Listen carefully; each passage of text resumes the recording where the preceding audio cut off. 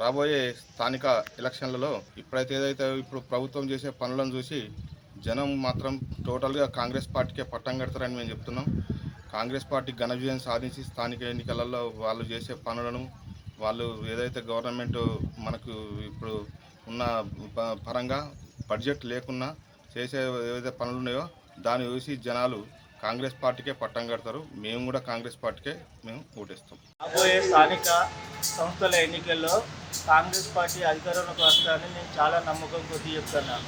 ఎందుకు వస్తుందంటే కాంగ్రెస్ పార్టీ అధికారంలోకి రేవంత్ రెడ్డి సీఎం గారు మహిళలకు ఉచిత బస్సు ప్రయాణం ఇస్తున్నారు, మహిళలకు 0 వడ్డీ రుణాలు ఇస్తున్నారు, మహిళలను 1 కోటి మంది సభ్యులుగా చేయాలనుకుంటున్నారు. అదేవిధంగా ఈరోజు మహిళలకు రేషన్ కార్డులు ఇస్తున్నారు. అదేవిధంగా ఈరోజు మహిళలకు సన్న బియ్యం, గ్యాస్ ఇస్తున్నారు. కొంచెం గ్యాస్లో తేడా ఉన్నా గ్యాస్ను కూడా సక్సెస్ చేస్తూ ఉంటారు.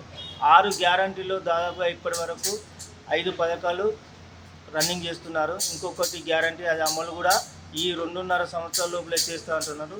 దీని విషయం పొద్దున మహిళలకు ఎంతోమంది మహిళలకు ఈరోజు ఏ కార్యక్రమంలో కూడా మహిళలే ఎక్కువ ఆధారపడుతున్నారు.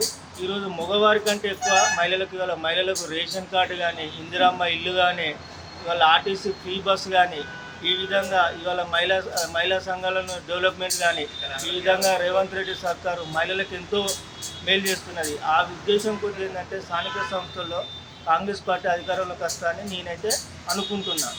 ఇప్పుడు గవర్నమెంట్ చేస్తున్న పనులను కానీ, గవర్నమెంట్ చేస్తున్న పథకాలను, ఉచిత బస్సు కానీ, ఫ్రీ కరెంటు కానీ, మహిళలను 1 కోటి మందిని కోటీశ్వరులను చేయడం కానీ, స్థానిక ఎలక్షన్లో హోరాహోరీ ఫైట్ చేసినా కూడా కాంగ్రెస్కు అనుకూలంగా ఓట్లు వేస్తారని అనుకుంటున్నాను. కాంగ్రెస్ పాలన మంచిగానే ఉన్నది. కాకపోతే ఏంటి అంటే కొంతమంది రైతు బంధు, అందరికీ రైతు బంధు అనేది మొత్తం మందికి పడ్డది. ఈసారి ఒక రుణమాఫీ మాత్రం కొంతమందికి కానే లేదు. అసలు కొంతమంది నాదే మా భార్య పేరు 1 లక్ష ఉన్నది, నా పేరు 1 లక్ష ఉన్నది, ఇంట్రెస్ట్ కట్టినాము అయినా కూడా అవుతుంది అన్నారు, కానే లేదు ఇప్పటి వరకు. సత్యం గారి పాలన మాత్రం బాగానే ఉన్నది. సర్పంచ్ ఇప్పుడు ఎలక్షన్లైనా, ఎంపీటీసీ ఎలక్షన్లైనా కానీ వ్యక్తిగతంగా ఊళ్ళే గ్రామాలలో వ్యక్తిని బట్టి ఓటు వేయగలుగుతారు కానీ పార్టీ పరంగా కాదు. గెలిచిన వ్యక్తి ఏ వ్యక్తి అయినా పార్టీలో కాంగ్రెస్ పార్టీలో జాయిన్ అవుతారు కాబట్టి ఇది మాత్రం కంపల్సరీ. వ్యక్తిగతంగా మనిషిని చూసే ఓటు వేయగలుగుతారు సర్పంచ్ మాత్రం, పార్టీ పరంగా కాకుండా. కానీ ఇది మాత్రం సత్యం పాలన మాత్రం బాగానే ఉంది.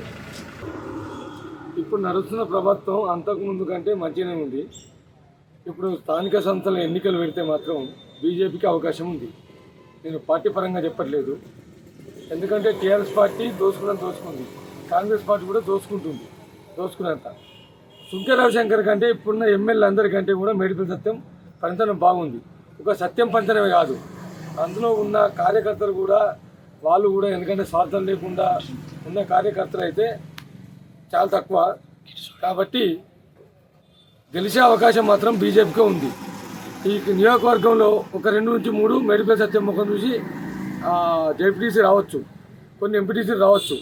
సత్యం గారి ముఖం చూసే తప్ప అందులో ఉన్న నాయకుల ముఖం చూసైతే ఎవరు ఓటేసే పరిస్థితి లేదు. ఇప్పుడున్న అందరి ఎమ్మెల్యే కంటే బొడిగ శోభను చూసినాం, చాలామంది చూసినాం. మేడిపల్లి సత్యం గారు బాగానే పనిచేస్తున్నారు పార్టీ పరంగా కాకుండా. ఎందుకంటే ఆయన వ్యక్తిగతంగా కూడా పని బాగానే చేస్తుండు, ఆయన పనితనం బాగుంది. రాబోయే ఎన్నికల్లో బీజేపీకి ఛాన్సెస్ బాగున్నాయి. బీజేపీ ఎక్కువ స్థానాలు గెలిచే అవకాశం ఉంది.